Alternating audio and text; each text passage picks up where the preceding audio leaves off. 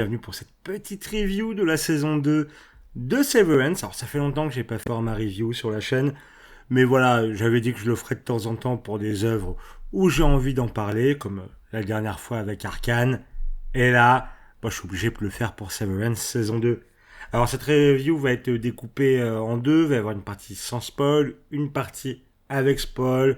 Bien sûr, je vous préviendrai. En tout cas, on va parler un peu de cette saison 2 parce que ça faisait 3 ans qu'on l'attendait. J'avais hâte. 3 ans entre la saison 1 et la saison 2 de Severance. Il était temps. Il était temps. On va en parler. En attendant, n'hésitez pas, si la vidéo vous plaît, à vous abonner, à laisser un petit pouce bleu, à me dire ce que vous avez pensé de cette saison 2. J'ai très très hâte. On en reparle plus tard. En tout cas, c'est parti pour la review. Alors, cette saison 2, déjà pour pour parler un peu de l'évidence, elle a une réalisation magnifique. C'était déjà le cas dans la saison 1. C'est encore plus le cas, j'ai l'impression, dans cette saison 2. Il y a beaucoup plus de petits moments où je me suis dit waouh, c'est beau. Waouh, ce truc, je l'aurais pas imaginé. Typiquement, il y a beaucoup la scène d'intro du premier épisode qui a tourné, qui est magnifique. Et tu ressens que oui, ils ont mis du budget Apple sur cette saison. J'ai plus le chiffre, mais je crois que c'est assez équivalent aux grosses productions de fantasy type House of the Dragon je pense pas que ça soit autant que les Anneaux de Pouvoir, je pense pas, mais du coup c'est un gros budget et on sent qu'il a pas été il n'y a pas eu voilà de détournement de fond comme dans certaines séries Disney, dirons-nous. Voilà. Donc ouais, non, c'est magnifique, il y a vraiment des idées de plans super ingénieux. Puis les transitions, oh là, c'est une série qui a des transitions mais magnifiques. Alors oui, je vais pas faire un rappel sur le pitch de Severance, mais pour ceux qui voilà, c'est le fait que tu puisses te dissocier en termes de personnalité entre ton toi au travail et ton toi en dehors du travail, dans ta vie privée. Et du coup, ça fait deux personnalités différentes qui ne savent pas du tout ce qui se passe dans l'une ou dans l'autre. Et du coup, il y a des transitions très très stylées dans le passage de l'un à l'autre. À certains moments, en tout cas, c'est la transition basique qu'il y a assez régulièrement, mais il y a des moments où c'est un peu spécial et c'est stylé de ouf. Vraiment, c'est stylé de ouf. Euh, Autre chose sur l'aspect technique, musicalement, c'est toujours un banger. Le thème principal, moi, à chaque fois, il marche de ouf sur moi. Les passages où il passe, je me sens angoissé à chaque fois. Ce qui est horrible, voilà. Donc ça marche de ouf. Et puis les choix au niveau des musiques récupérées, etc., d'autres œuvres ou d'artistes, c'est toujours pertinent, ça va toujours bien, ça raconte toujours un truc. Elles sont toujours plus ou moins catchy. Franchement, pareil, donc c'est comme la réal, c'est intelligent et c'est pertinent et c'est cool, c'est cool, ça fait kiffer. Donc non, là-dessus encore très très cool. Et donc pour partir un peu plus sur la narration, tout ça, il y a clairement des épisodes plus marquants que d'autres, même si ils sont tous excellents en fait. Il y a des très très hauts, vraiment des excellemment hauts en termes d'épisodes. Je reviendrai plus en détail bien sûr dans la partie spoiler, je vais rien vous dire maintenant. Et même les épisodes qui sont un peu au-dessus, enfin un peu en dessous de ces pics, si je puis dire, ils sont excellents quand même. Vraiment. Je sais qu'il y a un épisode où, enfin pour moi j'ai beaucoup aimé, mais je sais que d'autres n'ont pas trop aimé, mais on y reviendra peut-être en partie spoiler. Mais même lui, je le trouve excellent. Donc voilà. Sinon, au niveau des thématiques à aborder, on reste sur les mêmes thématiques que la saison 1, c'est-à-dire l'aliénation au travail, sur la conscience de soi, qu'est-ce que c'est d'être une personne à part entière, c'est le lien, euh, est-ce qu'on est défini par notre profession ou non, ce genre de choses, est-ce qu'on comprend notre travail, etc. Donc tous ces sujets sont réabordés et surtout on va plus loin dans ces sujets. On va plus loin dans ces sujets. Notamment là, je trouve que ça a été alors peut-être un peu plus subtil sur la réalisation au travail, même si en vrai c'est comme The Boys, hein, c'est pas une série subtile pour un sou. Hein. Vraiment, la série n'est pas subtile. Elle est très bien écrite, dans le sens où les mystères sont très intéressants. On va revenir sur les mystères, mais c'est pas subtil. C'est vraiment, ça vient de dire le travail. Bon bah ça va trop loin, ça va trop loin, ça va trop loin, etc. etc. Donc voilà. Et donc ça va, ça reste, enfin, du coup quand je dis que ça reste subtil sur certains sujets comme celui-là, c'est-à-dire que il y a certains trucs où ça te les met quand même pas directement sous le nez, mais ça te les fait comprendre assez facilement. Là où par exemple le sujet sur qu'est-ce qui définit la personne, qu'est-ce qui la caractérise, etc. Là, ça y va à balle et enfin, ça te dit clairement les choses. Hein. Donc là-dessus, c'est très intéressant, c'est très pertinent encore une fois. De toute façon, c'est une série qui se définit vraiment par sa pertinence. Vraiment, c'est ça un peu que je retiens que ce soit de la saison 1 et la saison 2 de Severance, c'est sa pertinence et ça reste le cas dans cette saison 2 et ça fonctionne très très bien. Après, moi, j'avais une petite peur vis-à-vis de cette saison 2, c'est que la saison 1 installait beaucoup de mystères. Et moi, je consomme quand même beaucoup de séries, surtout des séries comme ça, où le mystère, c'est un peu le truc catchy, le truc qui attrape le spectateur et qui le fait rester, un peu comme un Lost, et j'avais peur justement que ça fasse un peu comme un Lost, où ça te rajoute des questions, des questions, des questions, quand tu veux des réponses, ça te rajoute encore des questions, des questions, des questions, et que jamais ça ne répond aux questions. Et là, en l'occurrence, on a pas mal de réponses dans la fin de saison. On a vraiment pas mal de réponses. On a toujours pas mal de questions parce qu'il y a une saison 3 qui arrive. Mais on a des réponses. Et des fois, c'est des réponses qui n'amènent pas d'autres questions. Et ça fait plaisir. Ça fait plaisir. Donc franchement, très content là-dessus. Elle m'a pas déçu sur cet aspect-là. J'avais peur parce que c'est quand même le truc classico-classique de rajouter des questions. Bien sûr, on en a des questions en plus dans cette saison 2 par rapport à avant. Mais on a des réponses. Et ça, ça me fait plaisir. On en parlera un peu plus, encore une fois, dans la partie spoiler. Et sinon, on peut parler aussi des performances d'acteurs qui sont tous... ils sont tous putain d'excellents. Que ce soit... Alors, donc le personnage de Mark, je parle d'Adam Scott. Banger. Banger, hein, il a fait une performance. Surtout dans le dernier épisode. Vraiment où... ouais. Ah, il va gratter quelques awards, je pense, hein, clairement. Clairement, il va gratter quelques récompenses. Donc là-dessus, très content. Alors j'ai plus le nom de l'actrice qui joue Ellie et aussi l'acteur qui joue Milchik.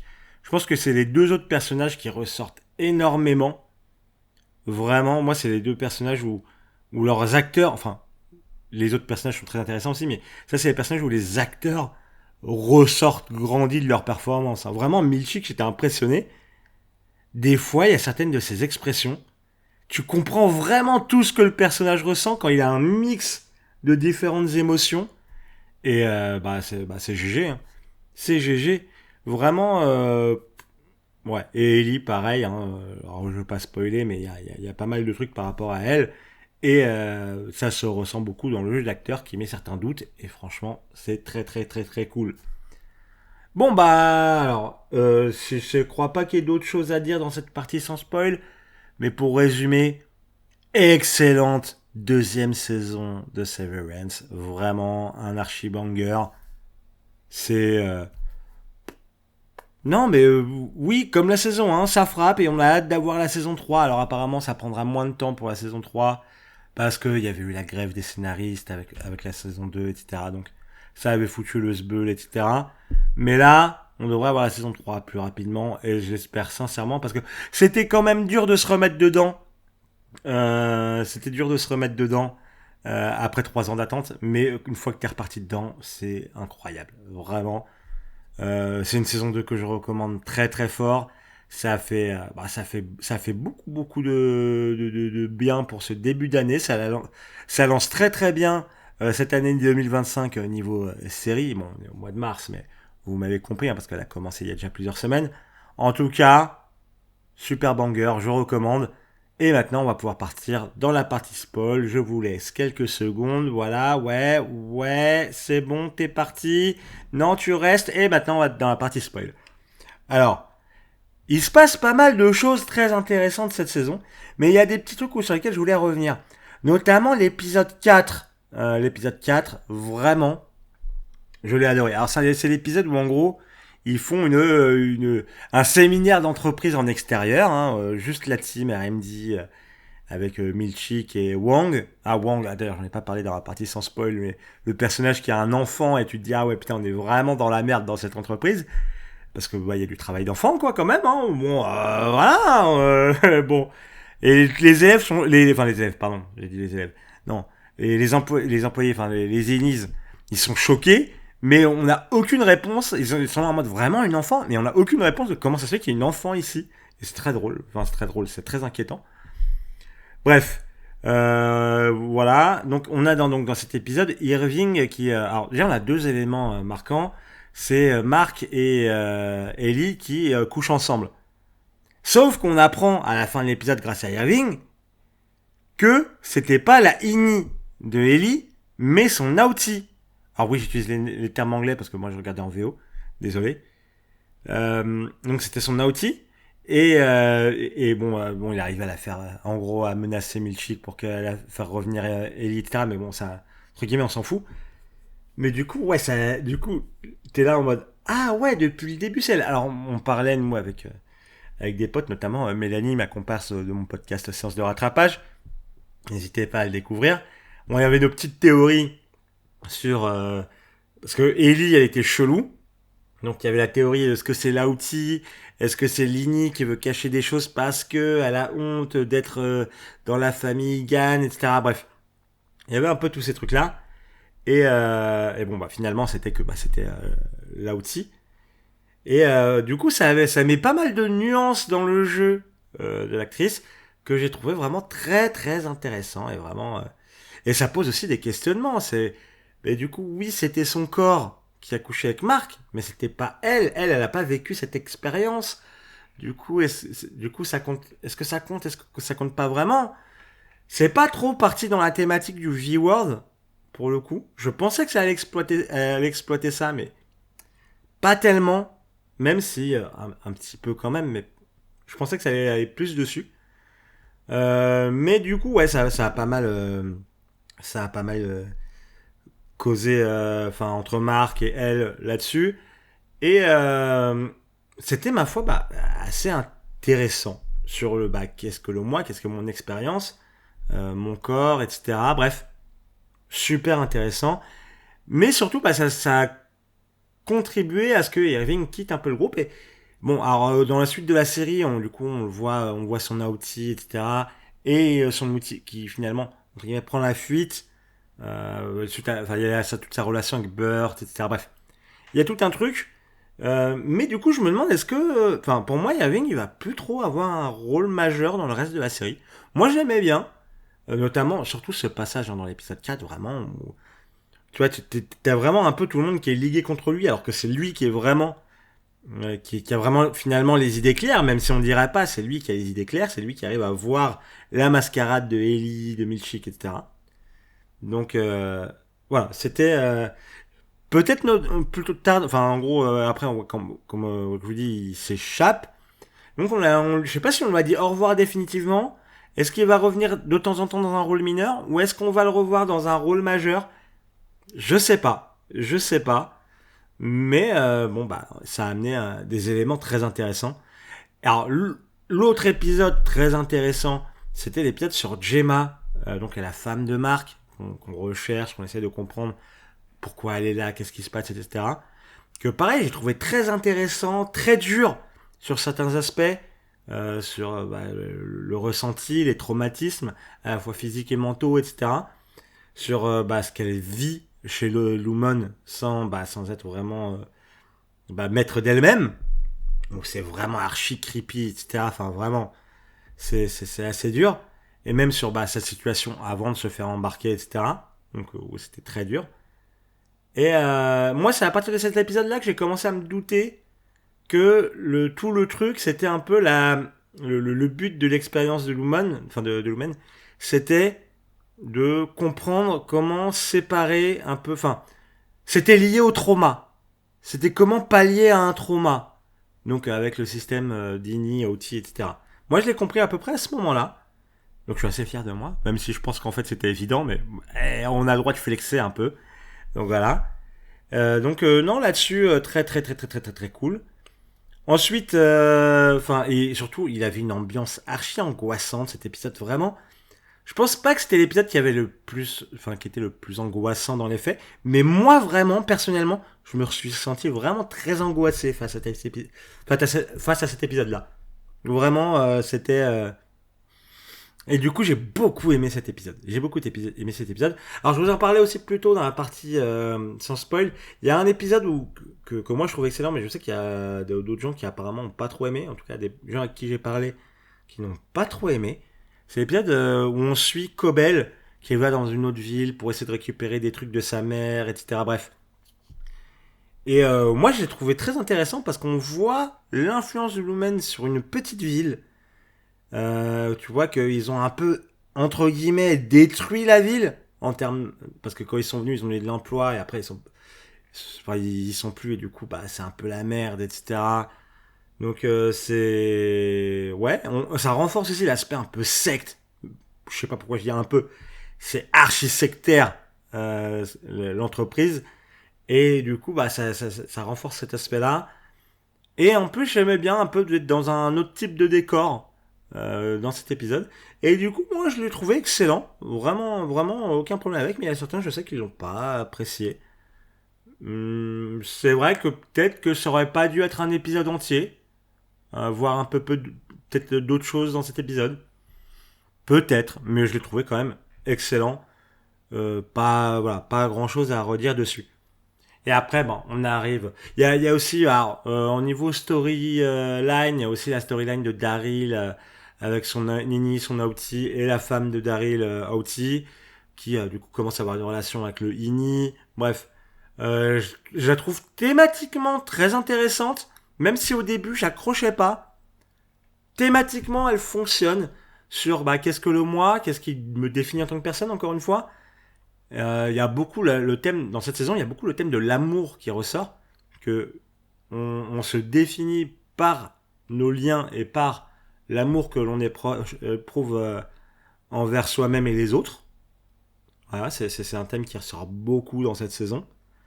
Et là, d'autant plus, avec Daryl, c'est vraiment très très lié à cette thématique-là.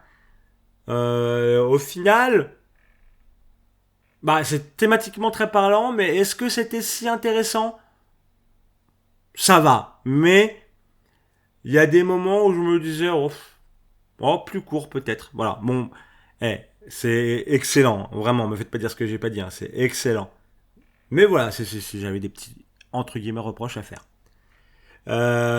Et arrive, du coup, bah, le final, où, bah, du coup, t'as Marc qui doit accomplir la dernière tâche de Cold Harbor et après aller sauver Gemma, etc. Euh, le truc que je trouve très intéressant, c'est à quel point c'est lié. Alors, donc il y a tout le schmilblick qui se passe, mais à la fin du coup il arrive à faire sortir Gemma, mais il reste à l'intérieur et il se retourne vers Eliar. Alors moi j'étais là en mode un mec qui du coup reste en arrière en se retournant alors qu'il aurait pu sortir de cet enfer. C'est le mythe d'Orphée et d'Eurydice. Voilà, et je pense que c'est absolument pas subtil. Et c'est vraiment pas subtil pour un sou. Et du coup, je me suis dit, mais du coup, qu'est-ce que ça nous raconte ça? Parce que le truc, c'est que, ouais, est-ce que ça veut dire que à partir de maintenant, comme dans le mythe d'Orphée et d'Eurydice, Orphée est condamné à rester dans les enfers. Donc, à rester dans Lumen. Dans Lumen. On va voir en saison 3, mais c'est un peu ce qui se dessine. Parce que, bah, du coup, ils peuvent pas s'échapper s'ils restent dans le truc. Hein. Voilà. Donc, vers quoi ça nous dirige pour la suite vers cette saison 3? Parce que je vois pas trop vers quoi on peut aller en vrai. Hein. Parce que faudrait du coup que Marc ils réussissent à ressortir pour qu'il se passe des trucs. Mais est-ce qu'ils vont réussir à ressortir? Est-ce que ça va être un début un peu in medias res? On va reprendre pile où on s'est arrêté, contrairement au début de la saison 2 par rapport à la saison 1? Ou est-ce que on va avoir une ellipse pour avoir une nouvelle situation initiale? Je sais pas. Je sais pas. Mais moi, du coup, c'est vrai que je suis un peu là en mode qu'est-ce qui va se passer? Qu'est-ce qui va se passer dans la suite? Et ça, bon, ça c'est quand même signe que la série fonctionne bien. C'est-à-dire qu'on a envie de savoir. On a envie de savoir. Et là-dessus, voilà. Bon, je pense que c'est tout. Je pense que j'ai déjà beaucoup trop parlé sur cette saison 2 de Severance. En tout cas, bon, comme j'ai dit à la fin de la partie, sans spoil, j'ai adoré. C'était super cool. C'était très prenant à suivre. C'était très drôle d'en parler avec des potes. C'était un peu notre petit rendez-vous où on discutait un peu de ce qui se passe. Il y a même d'autres potes que je salue qui vont écouter, je sais, qui ont regardé, qui ont commencé la saison 1 alors que la saison 2 était en cours, etc. Et donc ça nous faisait des callbacks, etc. Bah, bref. C'était très fun. C'est vraiment le genre de série qui est fun à suivre quand t'as d'autres gens autour de toi avec qui tu peux partager le fait de la suivre. Et là-dessus, c'est excellent. En tout cas, j'ai très très hâte de la saison 3. Bon, en tout cas, si cette review vous a plu, n'hésitez pas à vous abonner, à laisser un com, un pouce bleu, à me dire ce que vous avez pensé de la série. Et surtout, surtout, est-ce que vous avez kiffé, hein? Est-ce que vous avez hâte de la saison 3? En tout cas, on se retrouve tout bientôt pour une prochaine vidéo. Des bisous, à la prochaine!